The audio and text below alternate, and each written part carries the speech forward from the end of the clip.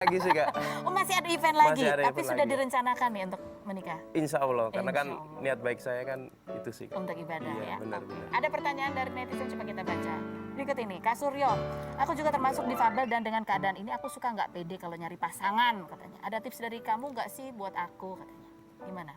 Kalau tipsnya sih kita nggak usah menyembunyiin apa yang kita punya sih Kak. Jadi kita apa adanya aja sih. Kalau soalnya kan ada beberapa orang itu yang bisa menerima keadaan kita, ada yang juga enggak. Jadi ya kita bisa tahu orang itu tulus atau enggak untuk menerima kita gitu. Jadi jangan minder sih, karena Jangan kan minder. yang kita terima saat ini juga karena karunia dari Allah Yang Subhanahu wa di taala. atas. Jadi ya. Jadi mau orang itu menerima atau enggak ya udah, itu sama seperti Benar. yang lain-lain juga, kok ada yang suka, ada yang enggak gitu Ya, ya. benar. Begitu. Nah, kamu kan sempat di usia 11 tahun ketika kamu mengalami kecelakaan ya, kamu depresi juga pastinya karena Iya.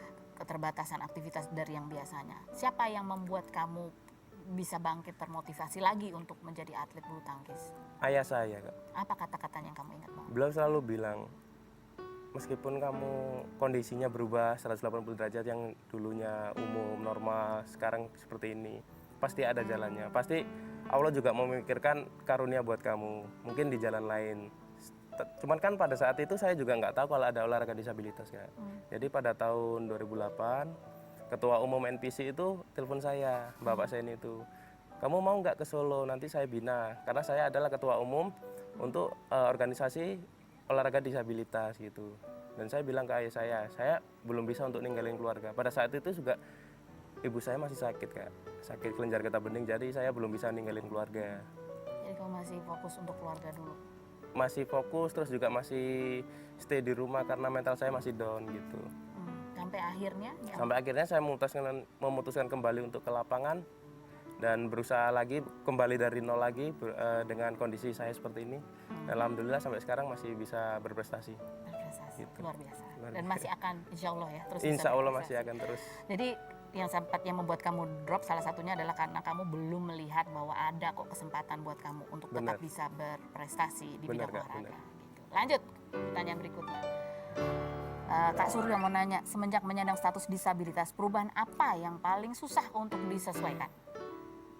Perubahan dalam arti apa ini Kak? Dalam kebiasaan sehari-hari yang waktu itu mungkin di awal-awal susah untuk kamu beradaptasi. Mungkin yang paling pertama dulunya naik motor ya Kak. Tapi Sekarang? emang waktu kecelakaan sih saya belum bisa naik motor.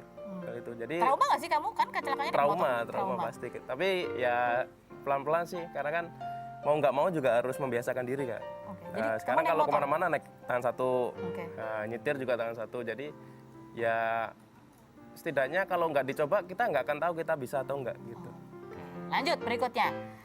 Kak Surya mau tanya, kalau kamu nyetir kendaraan, nah ini gimana caranya? Motor tangan satu, Motor tangan satu. itu berarti harus seimbang banget dong ya? Harus seimbang, cuman saya nggak tahan kalau jarak jauh gitu Kak. Karena kan capek. Jadi yang deket-deket aja. Deket-deket aja. Kalau mobil jauh- gimana? Ganti gigi? Kalau mobil kan bisa ya, matic kan cuman persnelingnya gampang tuh Kak. Jadi gas sama rem aja sih, tinggal setir aja. Gas rem, terus ini, Iya. ganti giginya di Ya sini. ganti giginya di sini. Kalau ini bisa jauh? Bisa. Bahkan saya dari Surabaya ke Lampung juga pernah naik mobil. Karena kan ayah kan aslinya Lampung gitu, ya pernah. Jadi pernah juga Pernah, nyetir pernah, dari pernah. Surabaya ke Ke Lampung. Ke Lampung. Iya. Oh, wow. Jakarta Solo PP juga sering.